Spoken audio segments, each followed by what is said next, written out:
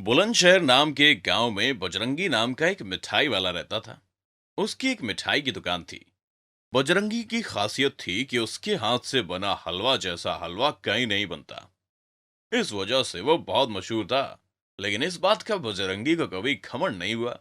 उल्टा वो सबसे बड़े ही नर्म तरीके से और इज्जत से बात करता था। एक दिन बजरंगी की मिठाई की दुकान पर किशन नाम का एक आदमी आया। सुनिए भैया, मुझे बजरंगी भैया से मिलना है। हाँ बोलो, क्या काम है? मैं ही बजरंगी हूँ। भैया, मैंने सुना है आपकी दुकान में एक नौकर चाहिए दुकान संभालने के लिए। हाँ हाँ, सही सुना है। क्या ये नौकरी आप मुझे दे सकते हैं? मैं बड़ी मेहनत से काम करूंगा। ठीक है, लेकिन एक बात का ध्यान रखना, मेरे कस्टमर्स के साथ बड़े अच्छे संबंध हैं। बहुत ही अच्छे से पेश आता हूं मैं उन सबसे। और तुम्हें भी यही परंपरा पालनी है, समझे तुम? जी भैया, मैं आपको कभी शिकायत का मौका नहीं दूंगा। उस दिन से किशन मिठाई की दुकान पर काम करने लगा। एक दिन बजरंगी भैया किशन से कहता है, देखो किशन, मुझे कुछ काम से अपने गांव जाना पड़ रहा है। मुझे कुछ 5-6 दिन लगेंगे वापस आने के लिए। तब तक तुम्हें ये दुकान अच्छी तरह संभालनी है, ठीक है? और मन लगा कर काम करना। किसी भी कस्टमर से अच्छे से पेश आना। ठीक है भैया, आप बिल्कुल भी टेंशन मत लीजिए। मैं सब संभाल लूंगा और अच्छे से पेश आऊंगा सबसे।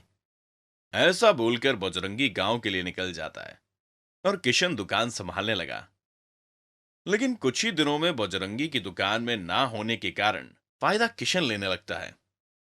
एक दिन दीपक नाम का कस्टमर गाजर का हलवा लेने आता है। अरे किशन, गाजर का हलवा कितने किलो का दिया? 100 रुपए किलो है। अरे क्या बात कर रहे हो, बजरंगी भैया तो 80 रुपए किलो का देते थे। क्या है? अगर पैसे नहीं है तो यहाँ क्यों खड़े हो? जाओ यहाँ से। हलवा तो 100 रुपए किलो ही मिलेगा। कहाँ कहाँ से आ जाते हैं, छे। पैसे नहीं है तो भीख मांगना जरूरी है क्या? ऐसा बोलकर वो बदतमीजी करने लगा। फिर एक बार निर्मला नाम की औरत मिठाई खरीदने आती है। सुनो किशन भाई, मेरी बेटी को हलवा खाने का बड़ा मन कर रहा है। मुझे 1 किलो हलवा देना। और हाँ, पैसे लिख कर रखना, मैं बाद में दे दूंगी। अरे क्या ये खैरात की दुकान है जो आ गई मुंह उठा के? पैसे हैं तो हलवा दूंगा, नहीं तो देखने भी नहीं दूंगा। चलो जाओ यहाँ से। फिर एक दिन बाबू नाम का एक आदमी आता है। वो भी कम कीमत में मिठाई मांगने की कोशिश करता है। लेकिन किशन उसको भी उल्टा सीधा बोलकर बेइज्जती कर देता है और उसे दुकान से निकाल देता है। ये बात बजरंगी का एक दोस्त फोन करके उसे बता देता है कि किशन इस तरीके का बुरा बर्ताव कस्टमर के साथ कर रहा है। एक दिन बजरंगी गांव से वापस आता है। ये क्या बात है किशन? मैंने तुम्हें अच्छी तरह से समझाया था कि किसी भी कस्टमर से अच्छे से बात करना। लेकिन मैं काम से गांव क्या गया, तुम्हारा तो रवैया ही बदल गया। तुम्हारे जैसे खड़ूस आदमी की कोई जरूरत नहीं है मुझे। चलो जाओ यहां से अभी के अभी। तभी किशन कहता है, अरे जाओ जाओ, मुझे भी तुम्हारी दुकान में काम नहीं करना है। इसके जैसी 50 नौकरियां मिलेंगी मुझे। देखना तुम्हें कोई और धंधा करा नहीं आता। बहुत जल्दी डूबा देंगे तुम्हें ये गांव वाले। ऐसा बोलकर किशन दुकान से चला जाता है। लेकिन 2-4 दिन तक नौकरी की तलाश में गांव में घूमता है। उसे कोई काम नहीं मिलता। रंगी भाई, मुझे माफ कर दो। मैं पागल हो गया था। मैंने लोगों से अच्छा बर्ताव करने की जगह उनसे बुरा पेश आया। मुझे माफ कर दो भाई। अब वही नौकरी दे दो। अरे जाओ जाओ, तुम्हारे जैसे अकड़ वाले आदमी की कोई जरूरत नहीं मुझे। तुझे काम देकर धंधा डुबाना नहीं है मुझे। चलो जाओ यहां से।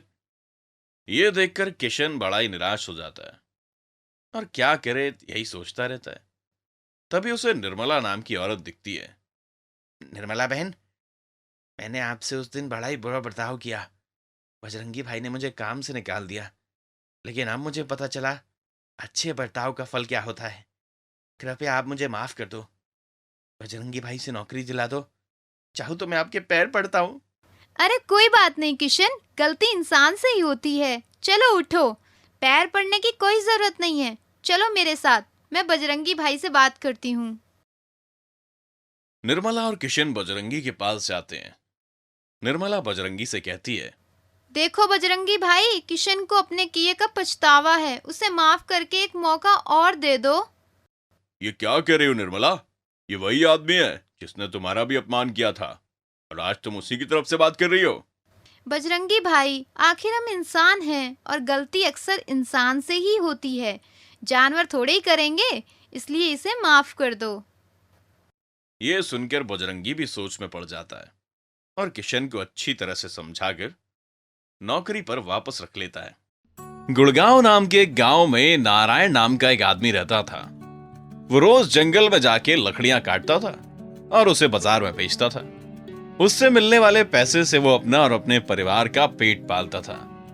ऐसे ही एक दिन नारायण जंगल में जाता है और एक पेड़ को काटने लगता है। तभी अचानक उसकी कुल्हाड़ी टूट जाती है। हे भगवान, ये क्या हो गया? मेरी तो कुल्हाड़ी टूट गई। अब मैं लकड़ियां कैसे काटूंगा और अपने परिवार का पेट कैसे पालूंगा? मेरी कुल्हाड़ी वापस जोड़ दो भगवान। रोते हुए वो इस पेड़ के नीचे बैठ जाता है। तभी वो देखता है कि उसकी कुल्हाड़ी हवा में है और धीरे धीरे जुड़ रही है। नारायण ये सब देखता ही रहता है और कुल्हाड़ी उसके सामने जुड़ जाती है। लेकिन ये सब देखकर वो बहुत डर जाता है और कहता है, कौन है? क्या कोई भूत है क्या? अरे बाप रे, भूत भूत भूत! देखते ही देखते नारायण बेहोश हो जाता है। थोड़ी देर बाद उसे होश आता है और उसे एक आवाज आती है, उठो बालक, इतना डरो मत, मैं कोई भूत नहीं हूं। कौन है? कौन बोला? कौन है यहाँ पे? नारायण उठकर पेड़ के आगे पीछे और आजू बाजू देखता है, लेकिन उसे कोई और नहीं दिखता। तो वो फिर नीचे बैठ जाता है। तभी नारायण को फिर से आवाज, डरो मत मित्र, तुम मेरे पास ही बैठे हो, मेरी छांव के नीचे। नारायण फिर से उठकर देखता है और बोलता है, अरे कौन है? ऐसे छुप छुप कर क्यों बात कर रहे हो? सामने क्यों नहीं आते?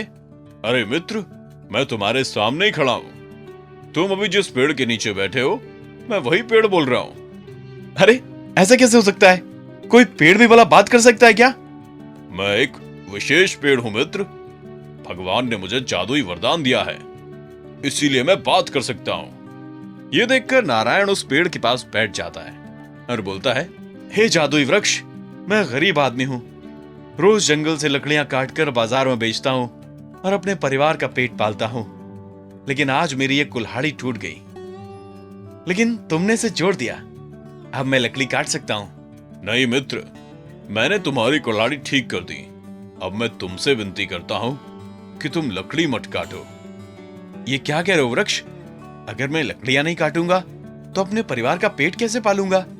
तुम नाराज मत हो मित्र, तुम चाहो तो मैं तुम्हारी मदद कर सकता हूं, लेकिन उसके लिए तुम्हें मेरी कुछ बातें माननी पड़ेंगी और शर्तें भी। जादुई वृक्ष, मैं आपकी प्रत्येक शर्त मानूंगा और हर बात भी। ठीक है, तुम अपनी आंखें बंद करो और जब भी मैं बोलूंगा तभी खोलना। ठीक है भगवान, ऐसा ही करूंगा। तुम्हारे पास लोहे की कुल्हाड़ी है, लेकिन मैं अब तुम्हें सोने की कुल्हाड़ी दूंगा। लेकिन इसके लिए तुम्हें मुझे वचन देना होगा कि तुम कभी भी मुझे नहीं काटोगे। अगर गलती से तुमने मुझे काट दिया तो आज तुमने जो भी मांगा है सब गायब हो जाएगा। लेकिन हे वृक्ष, अगर मैं पेड़ नहीं काटूंगा तो लकड़ियां बेचूंगा कैसे और पैसे कहां से कमाऊंगा? इसके लिए तुम्हें रोज मेरे पास आकर उस सोने की कुल्हाड़ी को यहां रखकर पूजा करनी पड़ेगी और तुम्हें जो चाहिए होगा उसे मांगना पड़ेगा और बस वो तुम्हें मिल जाएगा। ठीक है वृक्ष मित्र, मैं आपको वचन देता हूं। उसके बाद नारायण रोज सोने की कुल्हाड़ी लेकर जंगल में उस जादुई पेड़ के पास आता और जो उसे चाहिए वो ले लेता। ऐसा करते करते नारायण कुछ ही दिनों में एक बड़ा सा घर का सामान और जो भी चाहिए वो सब मांग लेता है। काफी दिन बीत जाते हैं। एक दिन नारायण जंगल में अपने मित्र वृक्ष से मिलने आता है। तभी उसे कुछ लोगों के बात करने की आवाज आती है। नारायण उनके पास छुप जाता है और उनकी बातें सुनता है। नारायण बातें सुनकर वापस अपने वृक्ष मित्र के पास आता है और कहता है, अरे मित्र, वो लोग तो डाकू हैं, किसी बैंक से रुपए लूट कर आए हैं। बाप रे, ये तो अपराध है। मैं एक काम करता हूं मित्र, मैं पुलिस की गाड़ी की आवाज निकालता हूं, तुम उन पर नजर रखना कि वो क्या करते हैं। नारायण एक झाड़ी में छुपकर उन पर नजर रखता है। तभी जादुई पेड़ पुलिस की गाड़ी की आवाज निकालता है। ये सुनकर सारे डाकू जल्दी से सारा रुपया उसी जादुई पेड़ में छुपाकर भाग जाते हैं। अरे वाह मित्र, तुमने तो कमाल ही कर दिया। सब डाकुओं को भगा दिया, लेकिन अब हम क्या करेंगे? अभी तो बहुत रात हुई, अभी तुम घर जाओ, कल सुबह आना तुम। दूसरे दिन सवेरे नारायण जादुई पेड़ के पास आता है। तभी वहां पर सारे डाकू फिर से आते हुए दिखते हैं। ये देखकर नारायण पेड़ पर चढ़ता है। वो डाकू अपना छुपाया हुआ रुपया ढूंढने लग जाते हैं। जादुई पेड़ अपनी टहनी से एक डाकू को जोरदार चाटा मारता है। वो डाकू दूसरे डाकू से पूछता है, अरे तूने मुझे चाटा क्यों मारा? कमाल है, मैंने तो नहीं मारा। जादुई पेड़ फिर अपनी टहनी से दूसरे डाकू को चाटा मारता है। अबे तू मुझे क्यों मार रहा है? अरे मैंने नहीं मारा यार। जादुई पेड़ फिर से अपनी टहनी से तीसरे डाकू पर एक गाल में चाटा मारता है। ये देखकर, अरे तुम दोनों मुझे क्यों मार रहे हो? नहीं नहीं, हमने नहीं मारा, हमने नहीं मारा। तो फिर यहाँ कोई भूत है जो मुझे चाटा मारेगा? ऐसा बोलते जादुई पेड़ हंसकर कहने लगता है, सही पहचाना, मैं भूत ही हूं और अब मैं तुम तीनों को खा जाऊंगा।